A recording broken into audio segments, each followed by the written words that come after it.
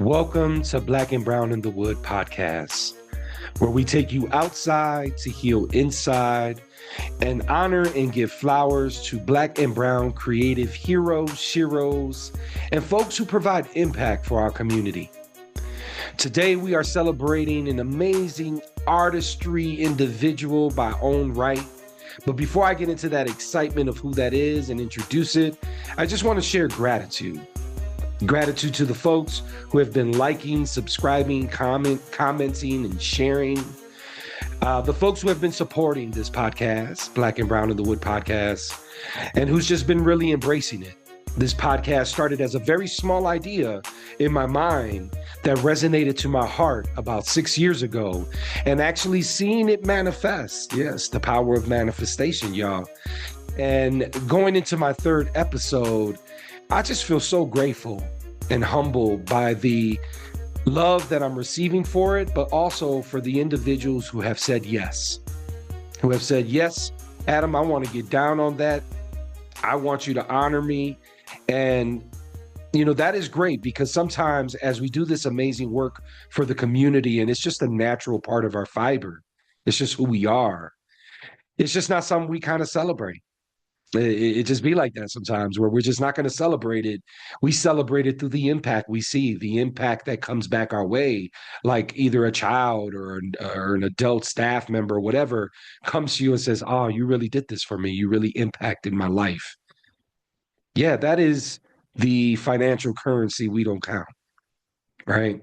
And part of like that experience of that impact that you look for, sometimes it's hard to give these folks some flowers. So throughout this episode, you're going to see me prompt my guests to give them flowers because sometimes they're not as open to expressing because they're just humble with it. And they do it because it's just part of who they are. It's their day to day. So big ups to Dr. Claire for representing January. Big ups to Coach Mike James for representing February. We are now in the month of March, which is a special month for me because it's my birthday month. It's my born day month. So I'm excited about that. But more importantly, the month of March, we are honoring just an amazing individual, someone who I've seen grown and done amazing things.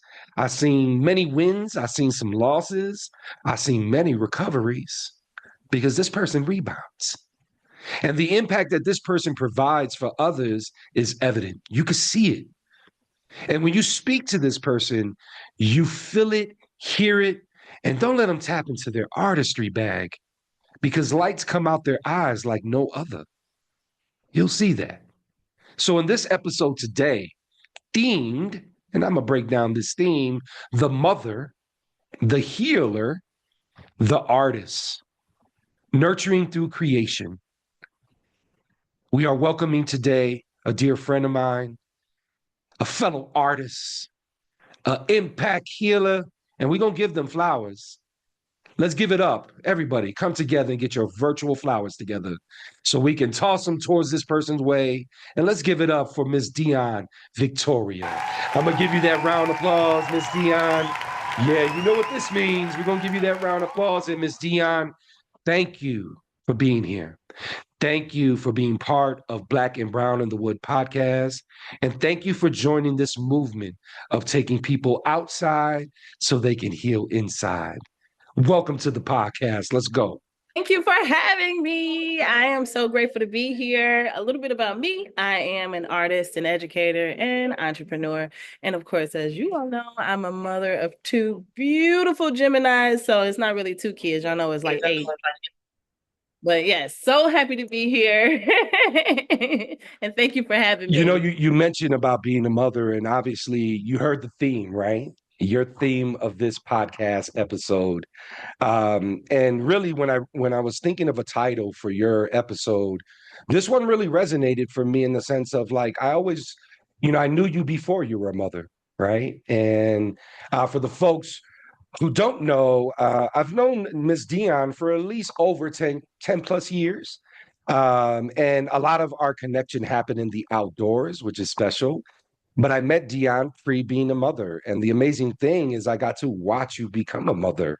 And in saying that, you heard this theme, I guess, what was your initial feeling when you heard that theme and representing the many facets of Miss Dionne Victoria? I've definitely felt like that's a mouthful in it on its own. So within, being a mom, being a parent, let's say this, if you are an active parent, if you are, engaged in your child's life, it is a lot of work. And so that on top of anything else is a lot of work. So um I felt like on one hand, that's a lot. On the other hand, that only is so much, it's only this much of who I am and all of who I am. So grateful to share those aspects of myself today. For sure. Yeah, and I think a big part of honoring you today, beyond giving your flowers for all the creations that you've done thus far, for the world, for yourself, honoring also just you, your foundation, right? The person you are, the elements that come with that. And yes, you're right. The mother is one aspect, of course. And in saying that, as you know, Black and Brown in the Woods was created through this just vision of what we saw, because you worked with me at summer camps and we visualized and saw many children enjoy themselves at camp. We saw many children sometimes not enjoy themselves at camp. But in saying that, one of the bigger things that I know I promoted for staff to work at camp and be involved was the impact. We used to say change lives, save lives. There was a lot of healing involved. You worked many roles, right? You were an art instructor, you were a program director, you did discipline, you did a slew of different jobs, as everybody does at camp when you work at camp. And in saying that, you were right on the front lines of seeing children grow. Saying that, there's a tagline that comes with Black and Brown in the Wood podcast: going outside to heal inside. I would love to hear from Ms. Dionne.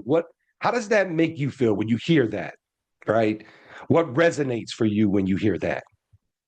Well, I mean, the first thing is my analytical brain kicks in and says, of course, you have to go outside to heal the inside because we get our medicine from nature. So every medication that you get over the counter it started from a plant. You got it from a plant of some kind, or sometimes even animal parts they use for these medications. And all of that comes from the outdoors. So that's the first thing that comes to mind. Of course, we got to go outside to go in and heal. But then on the more, I guess, metaphysical or spiritual level, when you connect with nature, there is an exhale that happens, whether you're going to the park in the middle of the city or you're going way out into the middle of the woods camping. There is a certain exhale that you can have because you have a peace of mind. The wind is blowing through the trees. The color green is associated with healing. The frequency of green, it also is aligned with the heart chakra, which is associated with healing. So all of this, you just to be surrounded by green, to smell the fresh air, the air smells different. So you're getting different, there's a park here. I mean, I live in Englewood and there's a park on 60 something in Racing. And I love going there. Actually, I wanted to do this episode there, but it just didn't work out that way. I love going there because as soon as you walk in, the air smells different. It's still the city.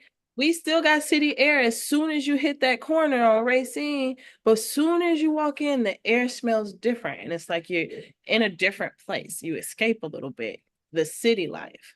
And I guess you're less, I'm gonna speak for myself.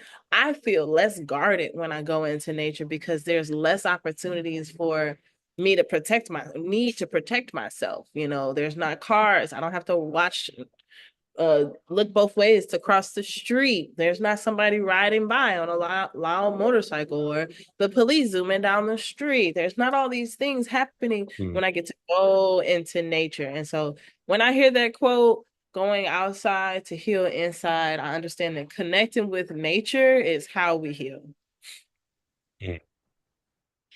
I love that, Ms. Dionne. And, it's very, it's almost very comparative to the other two guests and some of the things they shared. Obviously, everybody has their singular view and how it resonates with them. But when you were speaking, I was visualizing it. I was visualizing, and that's Englewood, Chicago, y'all. Just if you don't know, Englewood, Chicago.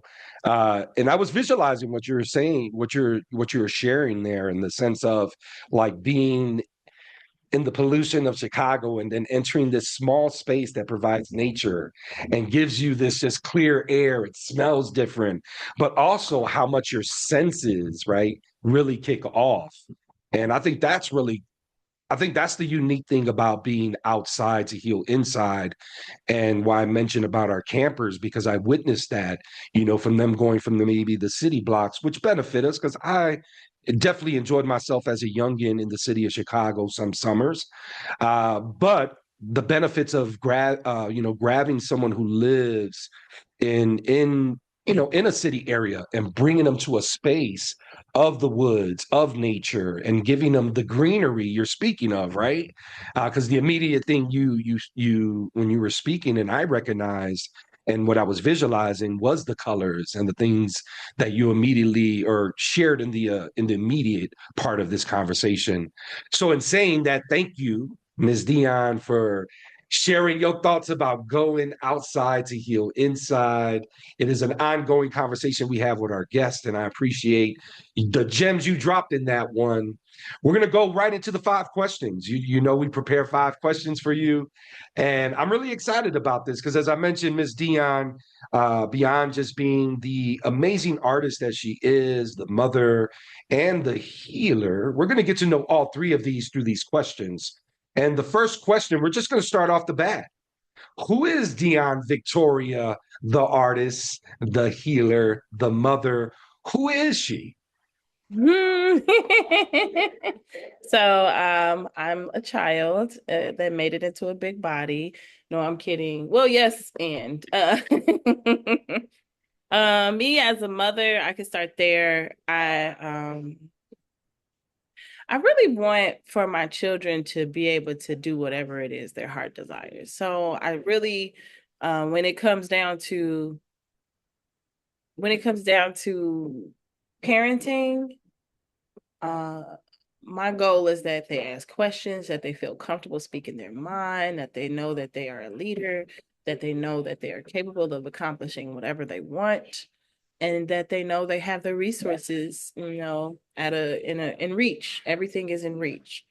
And so, we give them boundaries, they're learning chores and things like that too, but the goal is that they take over the household.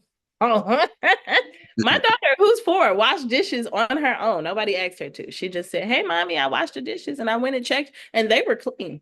So that was really impressive. And how grateful am I? Because I do not like washing dishes. It is like, I don't even want to go there. But the fact that they are actively picking this stuff up without me having to put some strict guidelines on them or anything like that, that's just a testament to what type of parenting we do here. I also want them to learn through exploration. So that looks like we take field trips. I try to take a field trip at least once a week. We go to the Garfield Park Conservatory. Sometimes Honey takes them to the planetarium. Sometimes we just go have fun and go play arcade games. But sometimes we go on trips and we go mining for crystals. And sometimes, so I like to engage their minds in the world around them. They are very comfortable. They think everything is theirs. So I have to be careful with that. They will walk in your house and be like, "Oh, this is a nice house for me. Thank you." And it's like, yeah, it's not yours.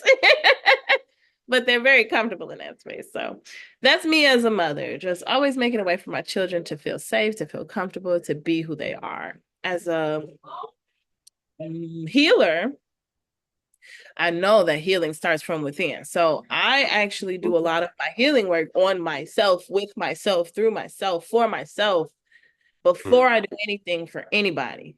Because if I am not well, anything that I give is going to it's going to be tainted. It's not going to be 100% well. whatever that means.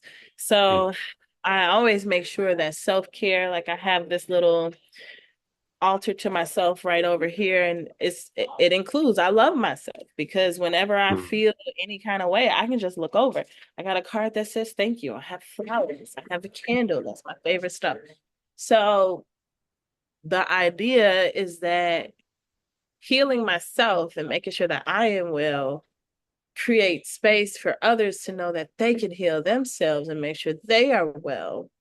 And that's mm, just the start.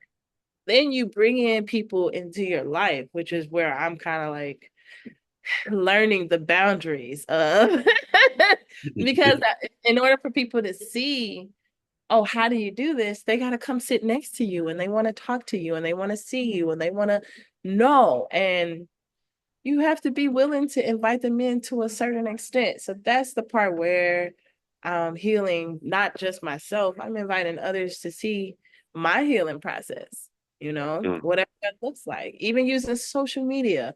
When I was going through the earliest stages of grief with my brother, I'm on social media just expressing, this is how I feel. This is what I'm going through. This is what's going on. You know, everybody, if I ain't showing up, this is why. So nobody's confused. Oh, Dionne's moving differently. What's going on with her? It's obvious. I'm going through a process right now, and this is how I'm doing it. So you can mm, see. Feel free to come over. If you want to bring me some food, bring me some food. If you want to come paint the walls of the Art Center of Englewood, come paint the walls, which I had a couple people do that. So I'm grateful. But that is me as a healer. First, it starts with me. Then I invite people in to see how I'm doing it and to potentially work with me. If they decide that they want to continue the path, the journey with me, they want to work alongside me, that's great. If they decide it doesn't work, that's great, because I've learned for every human that exists, there's another way to do something. So if meditation, the way I do it, doesn't work for you, find somebody, find some way, because there's something out there for you. And if it doesn't exist, create it. If mm. there's a way that I do something that doesn't work for folks, please find a way, because there is a way. There's always a way.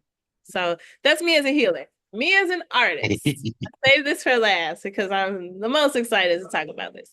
Me as an artist, it's a mixture of being very creative, having these really grandiose ideas of what can be made and what already exists, and being very analytical, having a procedure, a step-by-step guide, painting an eye in 7 steps. I literally can get anybody to paint an eye in 7 steps. You can follow me and do it if you want to paint the eye. So just balancing that logical, analytical side of myself with that very creative and outgoing side of myself, that's me as an artist, just doing the balance work. I love to do commentary on what's happening in the world, through the lens of a Black woman, through the lens of a mother, through the lens of a Southside Chicagoan, through my own experience I like to create, but I also like to be an observer and see what's going on in the world and the culture and apply that to my art as well. So that's me in a nutshell. It's when you were talking about like the mother part, it's ironic because there was a lot of like taking your children outside, which is special. That's you, Dionne, all day, and then the healer of bringing people inside. Like I'm inviting them in so they can see, right? And it just this contrast as we're talking about it. But then I love, I think I expected this as well, that you were going to end with the artists. And when you went to that space of artistry and expressing yourself, as usual, Miss Dionne, as I tell you this throughout the years, you lit up like 1,000 lights. All right. And not that you didn't have lights in the other spaces that you were speaking of, because I think there was different focus and intent for each one that you hold in your heart, right? And that you are every day and the way you share. But it was just really special because for me, when I wrote it out, it was kind of mapped out a little differently. And now the way you say it and the way you kind of like line it up, I'm like, that's probably how the title needs to look. So in saying that, I would love to go before I go into the next question, I would love to ask you a question just around the three, right? Because I feel like you, there's many compartments of me or pieces of me that make me. And sometimes those pieces complement each other, and sometimes they don't. In that sense, for you, for those three, the mother, the healer, the artist, I guess, how do they complement each other and maybe not complement each other, where there's some growth there and work that you have to do to balance them? So, um, okay. We're gonna start with the mother again. And I'm gonna compare the mother and the artist. Being a mom is every day, 24/7, 365. And even when they're not in your possession, not in front of you, you're still like, are they okay? Do they need anything? Let me make sure they're okay. Did they make it to school? Did they do their homework? So sometimes being a mother, it can be a very creative space because one, if you are never a mother, the first time you're a mother, you are making all of it up, no matter what books you read, no matter what classes you took, no matter, even if you were in therapy, like none of that matters when you have a child and you have this little person and you're holding them and you're like, okay, now I have to do the things. It's just you take everything that you had, all the resources, and you make it work. And sometimes you have to get very creative. So being an artist can support that. But sometimes motherhood can infringe on your creative time and your ability to make. So that was one of the things when I first had my son, I had to let go of this idea that I don't have time to make art. I have to make art for my own mental health, for my own well-being. I have to make art. So if I'm going to be a happy mom, I have to figure out how to balance being a mom and being an artist. Then goes into that healer space. I think it's natural for most mothers or for most motherly type of people, because sometimes you might not become a mother, but you have that motherly energy. It is natural for those folks to move into the space of a healer because you want everybody to be well. You got the mommy energy. You want it just like you want your kids to be well, just like I want my kids to be well, even my pets. I want them to be well. So that means I'm going to carry that energy out into the world. I want everybody to be well. I want to provide opportunities for people to get their wellness, whatever that looks like. Sometimes though, again, being a creative gets infringed upon because I'm spending time going out, inviting people in. Hey, Dionne, I want to talk. Okay, let's talk. I don't have time to write a poem if someone's talking to me. Or, yes, I can make my visual art, but do I have the peace of mind I need to do that? I don't know. So that is kind of like the balancing act that we have to work on as healers, as mothers, as artists. It's definitely a balancing act. And sometimes the I'm not going to say the more important, because being a healer, being a mother is important, but also I was born an artist, so that's very important to me. But those things, being a mother, being a healer, sometimes puts being an artist on a back burner. Mm-hmm. In those times, yes, it's a challenge. It's a deterrent, right? But it's my job for my own healing to make sure that my artistry is happening. So whenever I'm like, okay, it's been too long, I make sure when I'm teaching the class to make some art. The kids are gonna get what they're gonna get. Here go the materials. Go, y'all gonna get this art. We just making art today, y'all. I literally did this yesterday. I said, here's the materials. Show me your sketch. Once your sketch is confirmed, take what you need. I'm over here. I'm chilling. I'm making some art because I need to. And it was very therapeutic for me. And the kids actually calmed down and we were all having a good time with some tunes, and they were able to complete some things and I was able to complete some things, and they were able to talk about their art and I was able to talk about my art, and I got the fix I need while being the healer, while being the nurturing type. So yes, it's definitely a balance act, and if you don't balance it, they will infringe upon each other. It's all that balancing, and that's what it was speaking to me as you were sharing that, the whole balancing act of the three, and in life, as a parent. But also what stuck out for me, Miss Dionne, is that you're still doing for others. Like, although sometimes it might interfere with some of the artistry pieces and things like that, it doesn't stop you to continue to help others. All right. And that is why we are honoring Miss Dionne Victoria today, just for that significant reason of the balancing act of doing all these great things, not just personally for the family, but also knowing that there's this individual component of artistry work that really connects Miss Dionne, right? That connects you. So knowing all that, but still saying, okay, I'm going to still open up the Art Center of Englewood in Chicago so that the community can come and enjoy it.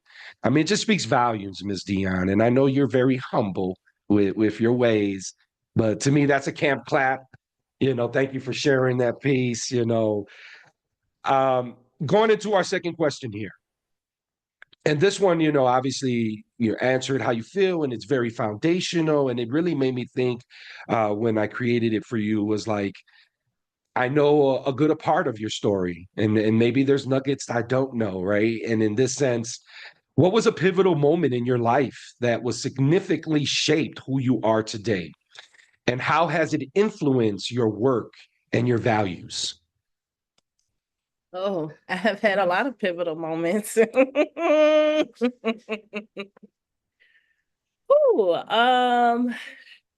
do I have to name just one, or can I name like three? This is your show, Miss Dionne. You name as many as you want. I think okay, so I'm gonna have to do three because they're like major turning points that made me assess how I was moving in my life. So the first it's a range of time. So the first major pivotal moment in my life was these things happened within 6 months. I got married, I had a baby, I graduated grad school, and I bought a house and moved all within 6 months. And that was a lot. A lot. And it actually, the birth of my son, with the stress of it all, with the birth not being what I wanted it to be, what I envisioned it to be, having these things happen within 6 months, getting married, moving, having a baby, graduating in that order. Mm. It was a lot. It was very stressful, and it sent me into a space of depression. I had postpartum depression really bad. One, because all the things I had been working on kind of came to an end, and I was trying to figure out, okay, well, what is the next step? How do I move forward with an infant, a new marriage that was really rocky, and living in a house that felt foreign to me, even though it was, I really liked that house. It came down to it by the end of that year that self-care, I needed to take care of myself. I had put myself on the back burner for so long, and I hadn't really taken care of myself. And I didn't really know exactly what self-care was. I just knew I liked to light candles, and that I liked it to be quiet when I came home. And I knew that I liked music to be played, and I liked to get up and meditate with the sun, and I like to stretch, and I like my plants. I like watering my plants. Like, this was all stuff that I did for my own self-care, not knowing that's what I was doing until I wasn't doing it anymore. And I just had a baby. I just did all these other things. And now I am bedridden. I can't get out of bed without assistance. And being someone on the move all the time, it's like, I got to deal with this, that I can't even, use the restroom without somebody helping me get out the bed. That did a lot to me mentally, and going to that place of, I need to take care of myself, because if I don't take care of myself, I won't even be around for anybody else to take care of me. So let me focus on that. I started working out. I started eating better. I started spending, I was already spending quality time with my son, but I was intentional about the time that I spent with him. All of that shifted my mindset, and it made my relationship that was already rockier because there were some things that he wanted and he needed out of the relationship that at the time I was focused on me, so I couldn't give him any of those things. And so eventually that ended in divorce. And I think what that was the first kind of, okay, that whole experience, realizing self-care is what I need to do, realizing me taking care of myself, sometimes it doesn't feel great to other people. So that was the first thing. I'm like, okay, this is what it is. Life kept going. Other occurrences happened. I had my daughter, and I realized I had started to put a lot of not pressure, but the word I'm thinking of is of importance. I put a lot on other people. Like, this person is really valuable to me. That person is really valuable to me. I really want this person in my life, and all these other things, only to realize that isn't necessarily how you move with people, right? You want to think about, how do you want to show up in people's lives? And if how you show up in people's lives push them away, they were never supposed to be there in the first place. So that was the next time where I kind of felt like, okay, I need to really work on how I invite people into my life, and how once they get there, like, how do we maintain these relationships? So when I looked at my life that way, like, okay, literally came up with a procedure on how I meet people. And now I'm converting this not only for like romantic relationships, but platonic relationships too, where there is a waiting period. There is a time at which we got to get to know each other. And even when we get to know each other, there are certain questions that need to be answered accurately, honestly. They need to match my answers. If they don't match my answers, then we're not of the same tribe, and that's cool. It's not a problem. That just means we're not necessarily meant to work closely together. You go over there, I'll go over here, and we'll work together from afar, and there's nothing wrong with that. So that's kind of the last lesson I had to learn for my own self, that having a criteria, there's nothing wrong with having a criteria for how people enter your life, how they stay, and even how they exit, if they exit. There's nothing wrong with that. And not even just for romantic relationships, but platonic relationships too. How do you want to interact? I mentioned earlier, when I'm working as a healer, I invite people into intimate spaces with me. Everybody don't get those invites. I can't. And then sometimes people get here, and because God or the universe or life or whatever source you want to call upon today, because it works the way it works, they get a headache, they get sick, they got to go home. They can't stay. They just can't. And so I have come to a place where it has to be some clear criteria on how we're going to function in each other's lives. And I think that's how I've turned some things around, because it's not even about people either. It's about objects. Like, is this book serving my life? I've had this book for 6 years and I never read it. Give it away. Let it go. If you have that book for 6 books, get an audiobook version, because then you can listen to it, you can have it, and it's not taking up physical space in your spaces. Let some of this stuff go. That's what I've learned. That's my turning point. It's so special in the sense of, like, your lessons learned, obviously through those lessons learned and some of those turning points that you made strides in, right? You're like, I'm recognizing this, I'm acknowledging it, and I'm going to go ahead and change it and turn it around. I guess in the process of that, and now that you're past that, right? You're past those 3 situations. I guess reflecting backward on that, and knowing how much those things, once you changed them, influenced you. I guess reflecting on that, how do you feel about it now? How do you feel how changing those things really served you later on? I definitely think I've matured. I've had some interesting experiences in the past few months that have shown me that I've matured. I've learned some valuable lessons. I don't respond to things the same way. Not saying that, I'm sorry, I don't always respond the same way. Sometimes I still respond the same way. I do. But it's not all the time, it's not as frequent, and I'm gonna take that win. Um, just I think one of the things we need to do more of is acknowledging our growth. And I can acknowledge my growth, even though part of me is like, but you're still working on this. And it's true. I'm still working on those things. And I don't know when I won't be working on those things. But I also have to acknowledge that, for example, back in 2011, I got home from camp and got a letter from the bank saying my account was overdrafted and they were charging me $35. Had a meltdown. I literally like fell on the floor. Oh my God. I had a whole situation in December that kind of mucked up about $10,000. And I did not fall out. I did not have a meltdown. I am so proud of myself. I didn't. I think the third or fourth thing that happened, I shed a tear or two because I was like, I don't know, God. I don't know what you got going on. I don't know. And literally the next day it was resolved. I was like, you just wanted my tears? Is that what happened? Because I was doing really good at restraining myself.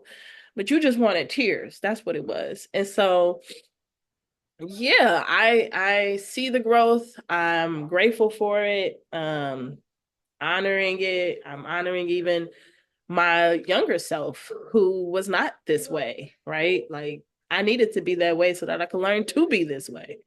So yeah, that's my answer. And, once again, it speaks to who you are, Ms. Dionne, and the person you are. And I appreciate your vulnerability and just sharing some of those challenges, right? That all of us go through in our own different ways, but being vulnerable enough to share it and process it, right? Because we're processing with you as you're thinking and sharing.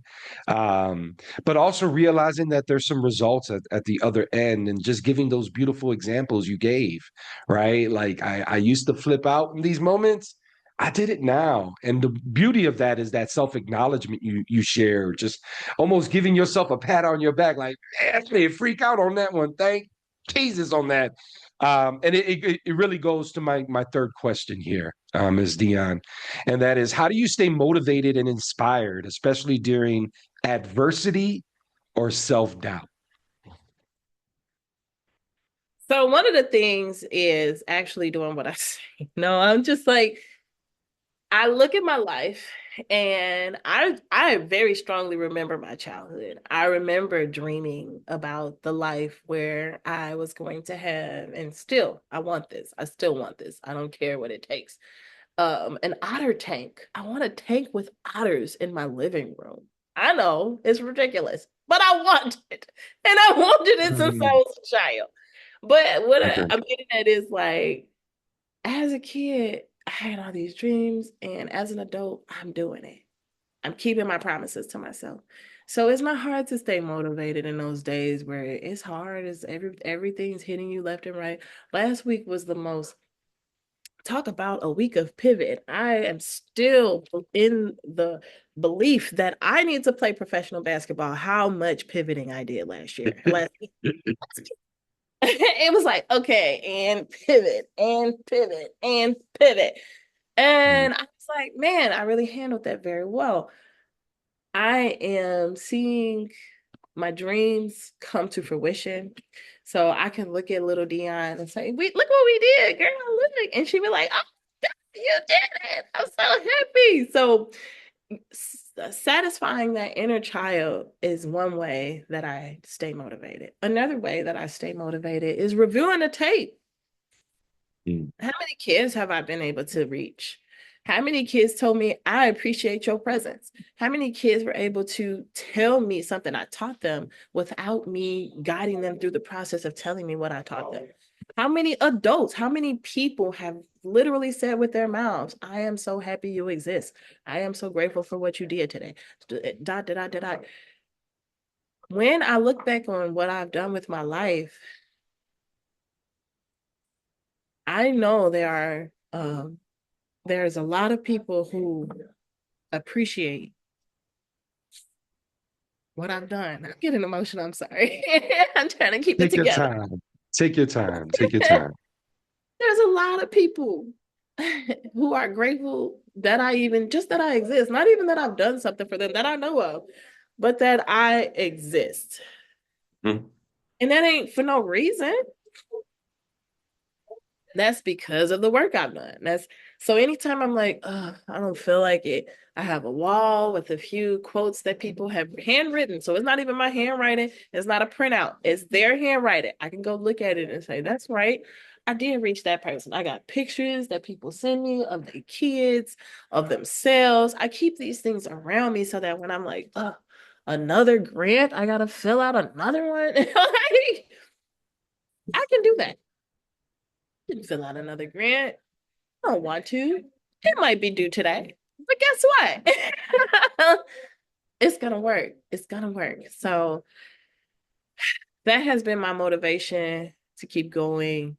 Um, reviewing the tape, acknowledging that little Dionne is satisfied, and then just my home, my spaces, my art center, this art center of Englewood. My car is paid off. I know that's random, but it is. That's a big deal. I don't pay a Mhm. lease or a monthly payment. It's been paid off for like years now.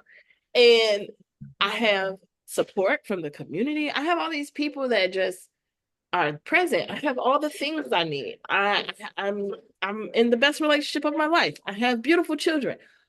I just do inventory. And I can say, you know what? I don't feel like it. But it's the feelings that tend to get in the way of success. So when my feelings are not aligned with me succeeding that day, I go back to self-care. But I also acknowledge, hey, you are satisfying little Dionne. You could take a nap. That's okay. She is satisfying. You know what? You have all reached all these people. It's okay to take a break, but make sure you come back to this. Don't lose your motivation. And you know what? Take inventory. What have you completed? Look around. Where did all this art come from? Where did any of these things came from? It came from you putting in the work to make it happen. So those are the ways in which I stay motivated. I just reflect what I've done and make sure to keep doing it and not let my feelings get in the way. Well, first, this is a safe space as always, as you and I speak and talk. So appreciate the vulnerability. And I look at those tears as very happy tears. So thank you for letting me share that moment with you. And yeah, I am one of those people in your life that truly appreciates you. And that's why I'm honoring you today. And I love the reminders, the reminder to little Dionne and vice versa, right? I'm sure there was messages little Dionne sent to now Dionne that were manifesting back then, right? And I think that's the beauty of just having these conversations, being able to share through processing. And, that's what Black and Brown in the Woods is about. It's about having these creative, healing conversations that allow us to just like peek in a little bit on these artists and these humans who do amazing work. And yes, I didn't share all the accomplishments of Dionne. There's many there. But I'll share one thing that I truly admire of Dionne, as I am an elder to her, respectfully, um, is that I was always impressed with you, Dionne, in the sense of getting things done at an earlier age, way earlier than any age I did it in. I mean, just the fact that you just went and got and not just got, because it took a lot of blood, sweat, and tears, but the Art Center of Englewood, just that right there. Come on. You know me and all the dreams and aspirations I've had in my life, and one of the biggest ones was having my own camp, right? And I had many times that it might have happened, could have happened, but it didn't. And maybe that's just my destiny, right? And maybe my little Adam didn't talk to my older Adam enough. But in saying that, it just I really admire just the way you go get it, like your drive, and just I'm gonna get that done, and that right there speaks to the mother, the healer, the artists, and just nurturing folks in your community, yourself. And we all know, like, no one's perfect. We know that. And I never bring folks to Black and Brown in the Woods because they're perfect. Everybody has their own growth areas and things that they work on. But what I love about the people I bring through Black and Brown in the Woods podcast, they'll own that. And then they'll also share the examples of how they got over it.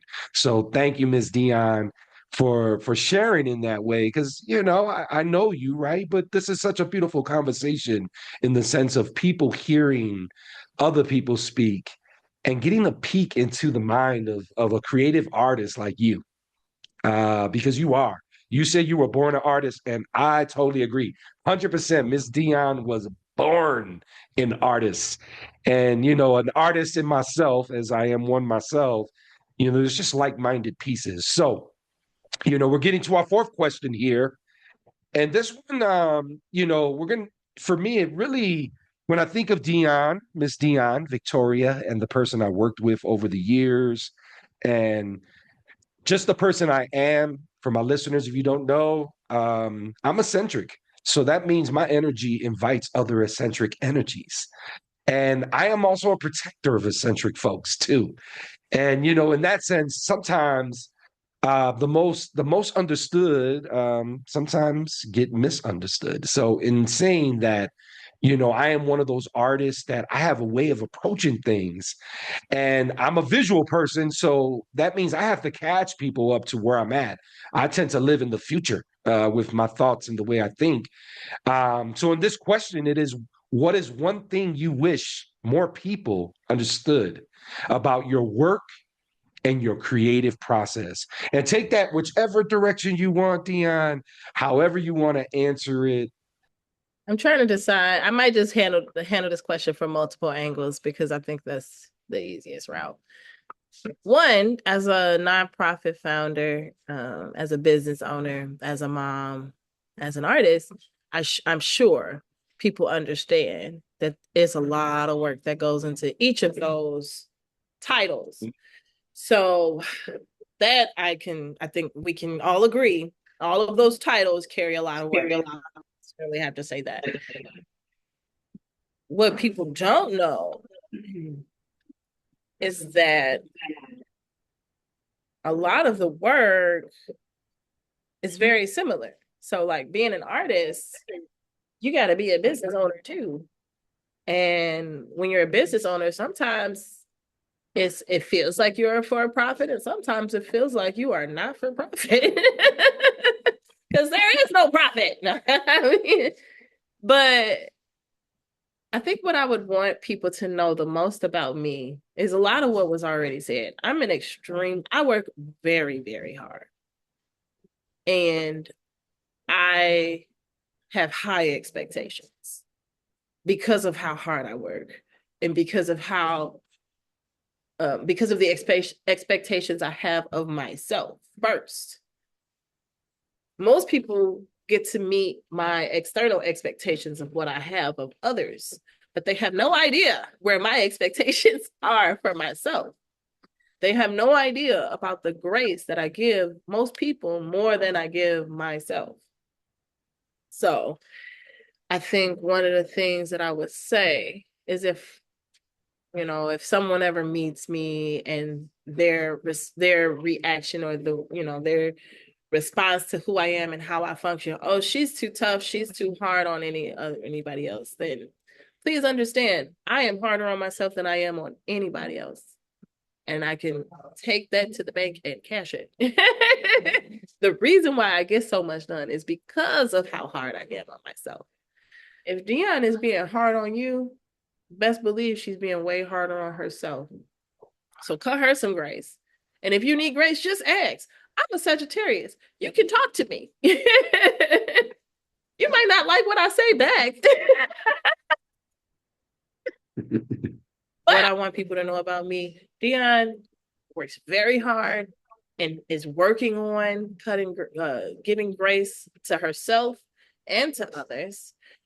Dionne is not hard to talk to, although it may feel that way. Just talk to me so that I can reflect on myself and understand where you're coming from, and we can come to a middle ground, because I definitely believe that conflict is healthy as long as we handle it in a healthy way. And the last thing I want people to know is, I mean, I'm a pretty happy person most of the time. Let's stay happy. I love being happy. We can stay in that place as much as we can and work together on happiness. And if we can agree to be, and that life exists and it's all good, then I think we can have a good time. Mm. And I appreciate that, Dionne, because I think and this, I think there's as many blessings there is for being an artist, right? Whatever artistry you do, I think it comes with its challenges as well. And I think, speaking for myself, a lot of my artistry can be, misunderstood, or my processing and my process might be misunderstood, in the sense of like, when I think of my camp days and I'm beelining a space, like I'm beelining a dining hall, right? Because the chef is not coming in and dinner's coming up, right? And I walk past someone and they're like, boy, Mr. Adam look pissed. Right? I'm in my process. I'm just like, all right, I got to process. I got to feed 100 campers. Right? And sometimes it can be misjudged, or like, seen in a certain way. And what I learned, and you were one of the people, and many other people who worked with me, especially my leadership staff, was to be more mindful of my face, my posture, right?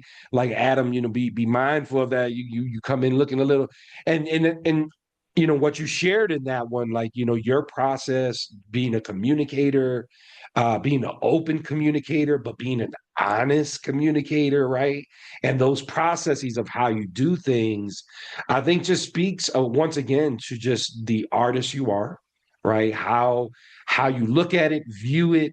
And I think, like, the folks who really, I speak for myself, the reason why I jam with you so much is because of the artistry side, right? And as a fellow artist, I might have a different understanding of those ups and those movements and those ideas and those maybe just quick movements that don't feel great for others, but in our spirit it was the right move, right? In saying that, part of the questions and the way I wanted to bring them to you was so that we can get all the different sides of Miss Dionne. I wanted to give like a bonus one real quick, before we get to our fifth question. And I guess it's about speaking of the healer and the community advocate that you are. Coming from the camp space, community is a big thing. That's like, we thrive off of that. Sometimes our community drove us crazy, and sometimes we really benefited from them, right? And in saying that, you obviously do so much for the community through the Healing Academy, through the Art Center of Englewood, and every other endeavor that you do that I don't know about, supporting people, talking to people, the crystals that you sell to help people, cleanse their soul and cleanse their home. There's so many things that you do in that space for others, right? And I know for many years I thrived off of that. That was a big passion of mine when I ran camps, to the point where I would have dreams a month before camp will start, and they're just dreams all about camp, because I just couldn't wait for that impact, right? I thrived off of it. And I guess for you, Ms. Dionne, in the bonus question space, like, what is that impact for you, that community impact that you provide, that healing? You're creating all these movements, from the Healing Academy to the Art Center of Englewood. I spoke to Miss Lena. She talked about the caretaker event where you guys take care of caretakers. Like, come on, y'all sitting here taking care of caretakers, the people who usually are always taking care of someone else and maybe not being taken care of. And the Healing Academy hosts events to take care of those people. Like, and I know that, you're the main visionary, so different ideas come in. So I'm not claiming ideas that are all through Dionne, but Dionne, Miss Dionne, you are the vessel. for all those things. Just like I was the vessel for everything that happened at camp, those relationships that connected. When I see pictures of staff that met each other 15 years ago and they visiting each other at this age, right? That makes me proud. I take that as a win. I'm like, win for me. I was a vessel to that. That took a while to get to that realization. I used to not think that way, right? So I guess for you and all the things that you do for the community, the healing that you provide, your why, right? The why you do it. I guess why is it so important for you to continue to do this impact for the community, especially for a beautiful neighborhood like Englewood that has so much like ignorant stigma to it? And it's such a beautiful community. My why. Okay. I have a few different whys for the different things that I do. Being a teacher, being a presenter, whenever I have to get up in front of a bunch of people and leave them with some knowledge or life skill or something. My aunt, Lillian Prince, who is no longer with us in this plane, she was an educator. And one of the things that she said that I've heard so many times is that if you can reach one, that's it, just one, you've done enough. And so every space I go into is I just need to walk away with one. That's it. It could be 500,000 people there. If I can reach one, I don't need, that's it. That's all I need. In addition to that, so that's the one part. Community organizer, we can get over our feelings to work together. I want to spread these ideologies. If I can just reach one, that would be great. The why of the Healing Academy is because I needed it first. It's because the people that runs the organization, we needed it first. And if we need it, that means somebody else could use it, and we're going to make it available to everyone. The caregivers event, that's because Lena is a caregiver and she needs it. So we're going to start by making sure she is served so that she can serve others who are like her.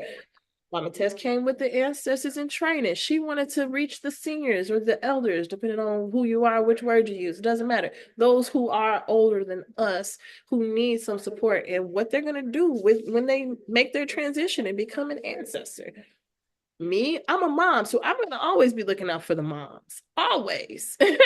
I'm an artist. I'm looking out for the artists. If you're a business owner, I'm looking out for you. I'm going to make sure there are opportunities for you to do what it is you came to do. And then as a mother, as a nurturer of the community, I am always looking out for the kids. They come first. I should have said them first, because the babies is the ones that's going to take over the world when we are no longer here. So they need to be healthy. They need to be able to stand on my shoulders and be taller than everybody else in the room. So my why, first, and let me reverse it. First and foremost is the babies, because even as a kid, I was defending other kids. That's just who I am. The only fights I got into as a kid, and they weren't really fights. It was more like a scuffle. And the only time that happened was because somebody was picking on somebody else that didn't even have nothing to do with me. Mm. It was like, no, you're not going to pick on this person. You're not bullying this other kid. I don't care who you are.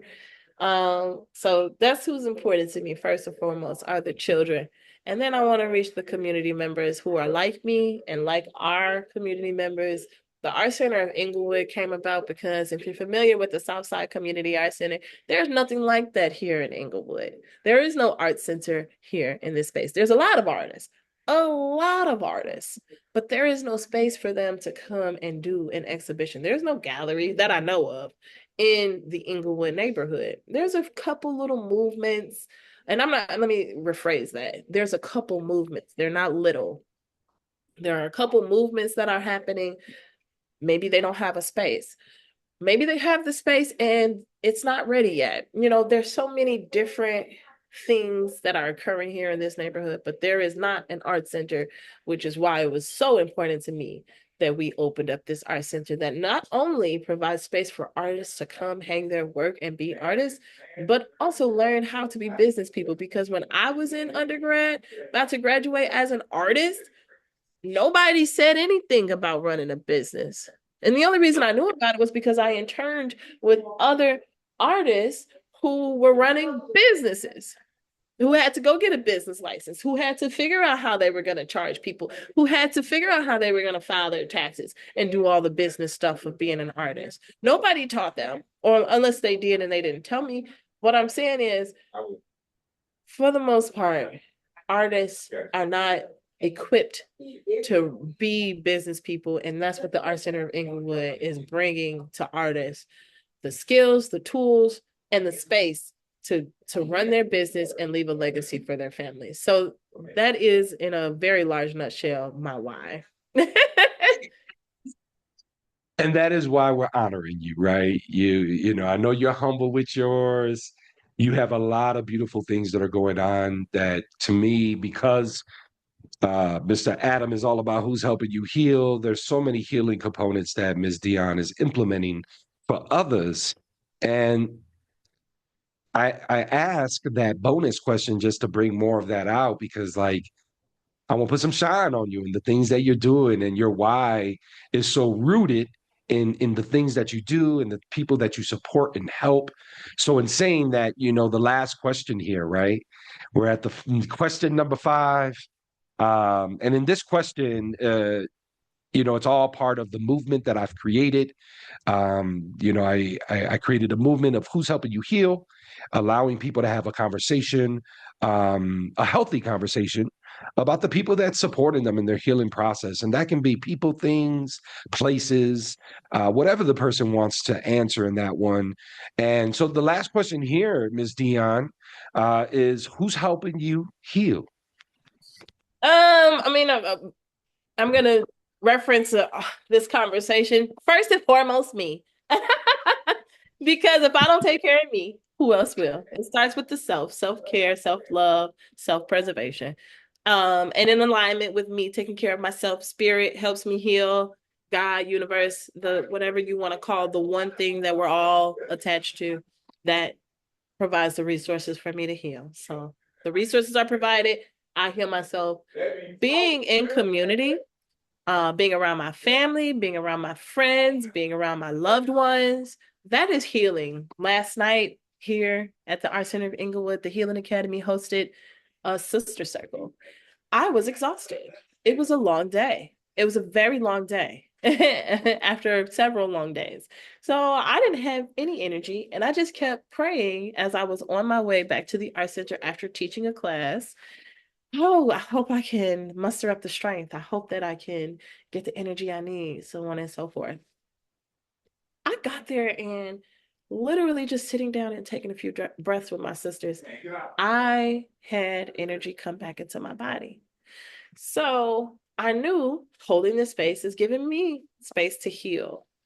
So my sister circle, my community, my friends, my loved ones, my family, myself, the universe, God, and the community. That feedback I get sometimes is instant gratification when someone says, "Thank you so much for hosting this. I really appreciate that." We had a girl last night, just met her last night. "Thank you so much. I needed this. I didn't know I needed this." Another girl, "I'm always hosting the sister circles. It's so nice to not be the one hosting and to just sit back and receive. This is awesome." Instant gratification, instant healing, instant satisfaction, because I know the work that we do, as heavy as the lift can be, it is reaching the people. And so they are helping me heal as well. I love that, Ms. Dionne. Thank you for sharing that. Thank you for all of your vulnerability through this episode. You know, for me, it's an honor, right? I have a lot of love for you, as you know that. And today is about giving you your flowers, honoring Ms. Dionne Victoria for all the amazing things that she does for others. That's what Black and Brown in the Woods podcast is about. So we thank you, and I'm going to give you a 10-second camp clap here. Yeah, let's go. It's going to go around a few times, only because we're honoring you, and of course, because of all the things you do, especially just the person you are to me, dear friend. And of course, the theme of this, as I remind people at the end of our episode, the mother, the healer, the artist, nurturing through creation. This was Black and Brown in the Woods, episode number 3. We will be honoring Dionne Victoria for the entire month of March. We will be plugging different parts of this episode, but more importantly, plugging all of her work, all the amazing things that she does for the community of Englewood, the city of Chicago. So if you want to contribute, donate, I will be putting links in descriptions so that you can tap into that and support this amazing work that Ms. Dionne Victoria and her whole entire team, from her board, her volunteers, everybody who supports her, her husband, everybody who supports her. I want all those people to get their flowers with Ms. Dionne Victoria Milton, because she is the artist that I absolutely love the most, my favorite artist. So Dionne, thank you again. Listeners, please comment, like, subscribe, share, do all those great things for this episode, as you know, because we do one a month.